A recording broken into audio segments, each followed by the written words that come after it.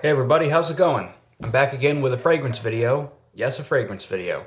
Thought I would let you know today some fragrances I've been wearing. Man, it's getting hot here. It really is. It's in the 80s. Hot weather is here. So I'm going to show you some fragrances I've been wearing. And of course, as always, whenever I decide to start a video, some sort of loud catastrophe happens outside. So if you hear some noise and stuff, just please forgive me. Apparently, there's a dog party going on outside just as I clicked record. So that's cool.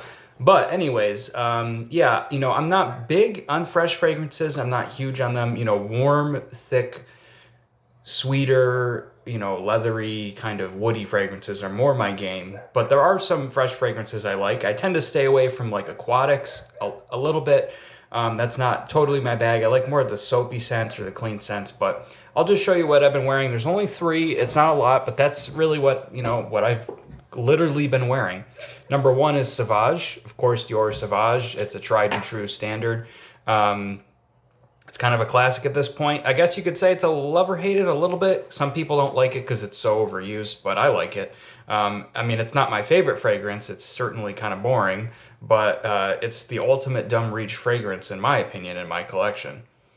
Metallic citrus, pepper, and ambroxan, and that's basically the fragrance in a nutshell. There's not a lot going on, in my opinion, in this fragrance. I mean, most of us know Sauvage. It's pretty much an ambroxan bomb, but it does smell nice, to me at least. It's safe, it's nice smelling, it's very powerful, it has great performance, so one spray and I'm done. Most fragrances I'm one and done. I don't really wear more than one spray on any of my fragrances because that's just how I roll.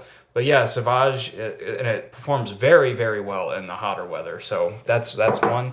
The second one is one I'm sure you can see, Prada Amber Pour Homme, one of my favorite fragrances. I love it. It's super clean. Now, this one doesn't work amazingly well in very high hot weather, although I think this is a fragrance that pretty much kicks good ass. Kicks good ass. That's a weird way to phrase it. Kicks good ass. Kicks some ass pretty much all year round.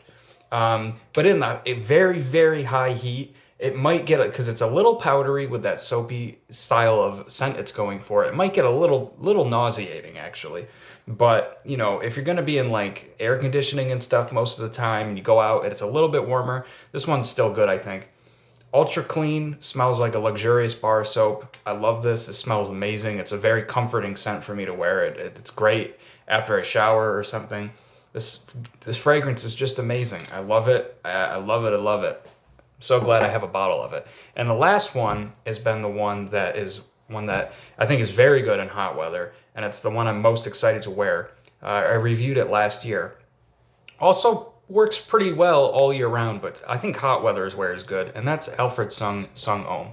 This is the blue formulation. There's a couple different formulations. Some people say that this one doesn't perform as well. I think this is a nuclear performer. This performs like 12 hours on my body. It projects very loudly. It's a very, very potent, strong fragrance. It's one of the more potent ones that I own. I would say that this is kind of a love or hate fragrance. A lot of people find this to smell bad. I've seen a lot of people say they just think it smells terrible and they think that it is extremely dated. I would definitely agree that it's a dated fragrance. I think that it does certainly smell of the 80s and 90s, those very, very strong synthetic, uber masculine style fragrances that had 50,000 notes in them. This is one that has like an insane list of notes. If you go to Fragrantica and look, doesn't matter though, because I think it smells good, so I'm going to wear it. It is called often a soapy fragrance, and I would agree with that. Although, I don't know what's going on out there. It gets likened a lot to God, I can't think of the name, Irish Spring soap. But then you see a lot of people say, no, it's not, don't listen to that. I do think it does smell very similar to Irish Spring soap. There's a definite similarity there in the sort of green sharpness that soap has. They're of course they're not the same though. This definitely has its own thing, but there are similarities in there. It's very sharp, it's very masculine, it's very powerful, it's very bold. But the more that I wear this, the more the green notes come out in it. And it's very refreshing and clean.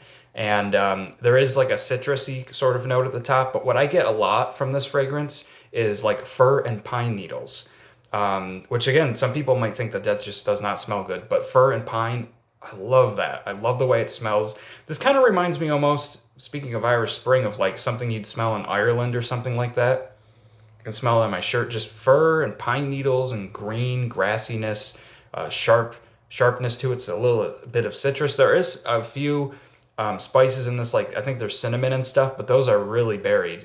You can smell them, but it's not the prominent thing. So if you've never smelled this, this is not probably a blind buy because you might not like it, but if you are into that sort of thing, this is one you have to own. It's a really good fragrance. I just love this. And it's reminding me of the forest and stuff like that. I'm going to go camping soon. I'm really excited for that. So this, I know I'm talking about it the most, but it just really, really like this. If I could give a suggestion of a channel, actually, someone that did a great review on this. There's a channel called Sense of South Jersey. He's a great channel. He tends to like more of old school, a little more stronger masculine sort of fragrances, which I'm getting more interested in. But he has a fragrance review of this, and it's a great fragrance. So I suggest you check his channel out. That's Sense of South Jersey. I hope you enjoy this. It's a little bit shorter for me, but that's just what I've been wearing.